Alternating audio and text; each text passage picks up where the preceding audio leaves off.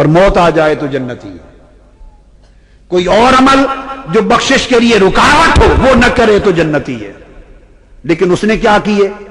ایک تو باپ نے سزا کے طور پہ بھیجا، وہ تو جاتا ہی نہیں تھا اور گیا ہی نہیں تھا، وہ تو پہلے ہی سے ہی بخشش کا حقدار نہ رہا، اور قسطنطنیہ میں شرکت کر کے جنت اس کے حصے میں لکھی گئی، اور اس کے بعد اس بدبخت نے معرکہ کربلا برپا کیا۔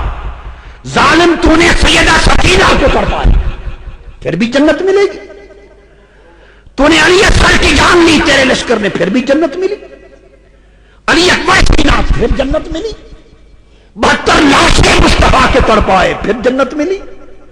نیزے پر حسین کے اور شہداء کربلا کے سر سفر کر کے گئے، پھر بھی جنت ملی۔ تو نے دمشق کے دربار میں اپنی چھڑی حسین کے لبوں پر ماری اور کہا میں نے بدر والوں لوگوں کا بدلہ لے لیا، پھر بھی جنت رہی۔ اور معرکہ کربلا کے بعد جب اہل مدینہ نے یزید کی بیعت توڑ دی، کل کتب حدیث سیر اور تاریخ میں درج ہے، تو اس نے مدینہ پر حملہ کیا، 10,000 اہل مدینہ شہید کرائے 700 جلیل القدر صحابی شہید کرائے۔ یزید کے لشکر نے حضرت ابو سعید خدری نابینا ہو گئے تھے، ان کی داڑھی پکڑ کے تھپڑ مارے، مسجد نبوی میں اذان معطل کر دی، اقامت معطل کر دی، نماز معطل کر دی۔ 3 دن مصطفیٰ کے مزار پر اذان نہیں ہوئی، مسجد نبوی میں اذان نہیں ہوئی۔ اور ہر کتاب میں البدایہ والنہایہ میں، تاریخ طبری میں، تاریخ الخلفاء میں، ابن اسیر میں، تاریخ خلدون میں، تاریخ ذہبی میں، ہر سیرت کی اور تاریخ کی کتاب میں درج ہے۔ لشکر بھیجتے ہوئے یزید نے کہا میں تم پر مدینہ شہر 3 دن کے لیے حلال کرتا ہوں، جو چاہو کرنا۔ پھر بھی جنت رہی۔ کون سی جنت ہے تمہاری بدبختو؟ کون سی جنت ہے؟ مذاق ہے۔ اگر تو جنت مصطفیٰ کی ہے اور بانٹنے والے اس کے حسن اور حسین ہیں اور فاطمۃ الزہرا ہے، پھر اس جنت کی بات کرتے ہو؟ جس نے 3 دن روضہ رسول پر خچر باندھے، یزید کی فوج نے اونٹ باندھے، 3 دن حضور کی مسجد نبوی میں اذان نہ ہوئی، حضرت سعید بن مسیب رضی اللہ تعالیٰ عنہ دوڑ کے گھر نہ جا سکے، فوجی گھسائے اندر، وہ ممبر کے نیچے چھپ گئے۔ حضرت سعید بن مسیب تابعی، وہ کہتے ہیں خدا کی قسم 3 دن تک حضور کی قبر انور کے پاس میں چھپا رہا، کیونکہ اذانیں تو ہوتی نہیں تھی، نماز بند تھی، خچر گھوڑے باندھ دیے تھے، تو نماز کے وقت کا مجھے پتا چلتا تھا، قبر مصطفیٰ سے اذان کی آواز آتی تھی۔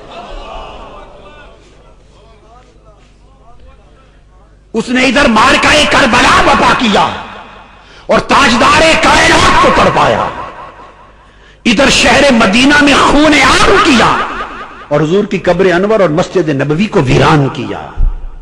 اور پھر اس کے بعد اس نے لشکر بدلا اور مکہ پر حملہ کیا، مکہ پر، اور منجنیق کے ذریعے پتھروں سے بارش کی اور خانہ کعبہ کا غلاف اور خانہ کعبہ کی چھت اور کعبہ جلا دیا۔ ادھر کعبہ جل رہا تھا، ادھر یزید مسلسل اپنے احکام بھیج رہا تھا، تو احراق کعبہ کے دوران اسے قولنج کا درد ہوا، 3 دن تڑپا اور واصل جہنم ہو گیا۔ کعبہ جلانے کے عمل کے دوران مر گیا، اس کو تو توبہ بھی نصیب نہیں ہوئی، کرتا بھی تو قبول نہ تھی۔ یہ اس کے کارنامے ہیں، یہ اس کے کارنامے ہیں۔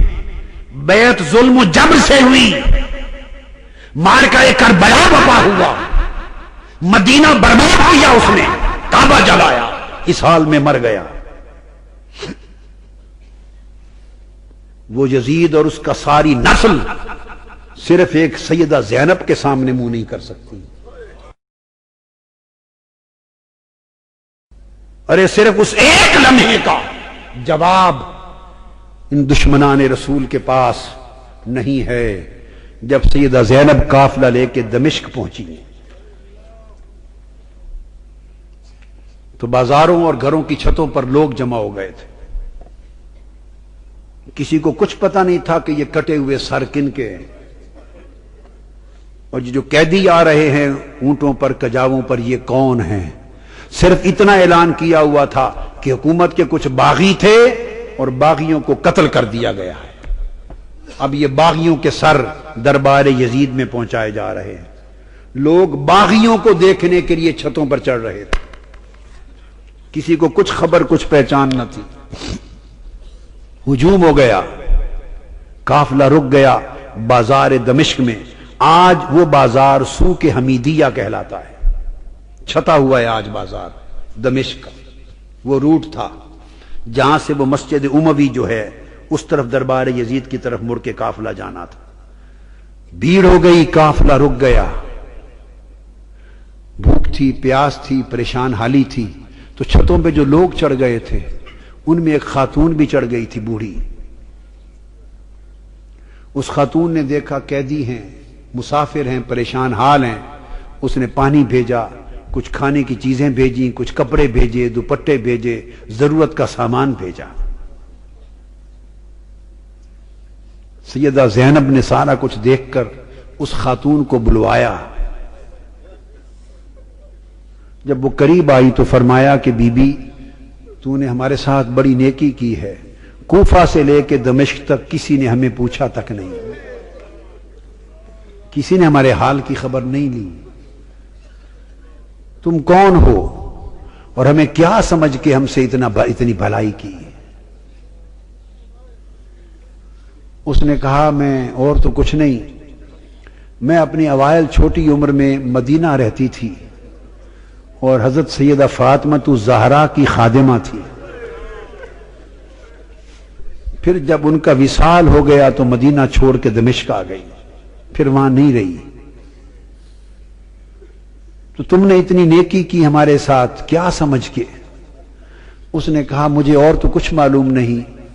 तो जब आखिरी वक्त था हुजूर सैयदा कायनात का, तो मैंने अर्ज किया, बीबी मुझे कोई वसीयत कर दें, वसीयत की उम्र भर अमल करूं।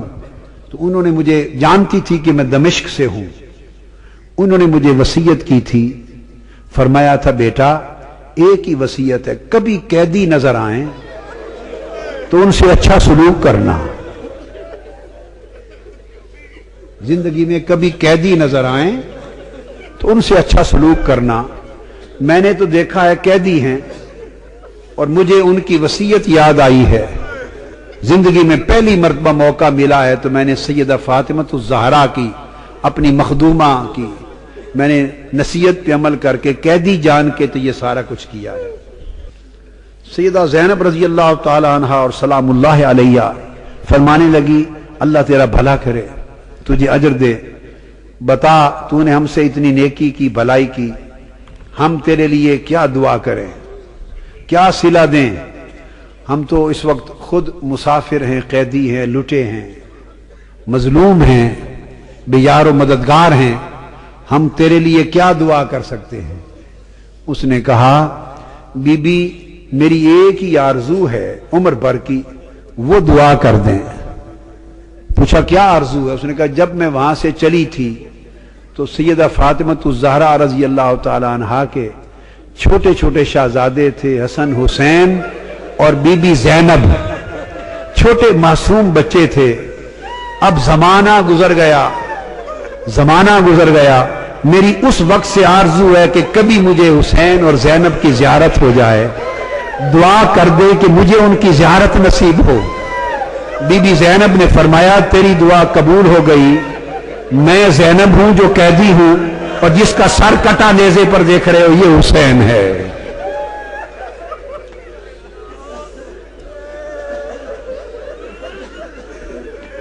अल्लाहुम्मा सल्ली अला सय्यदिना व मौलाना मुहम्मदिन व अला आलिहि व सहबिहि व बारिक व सल्लिम।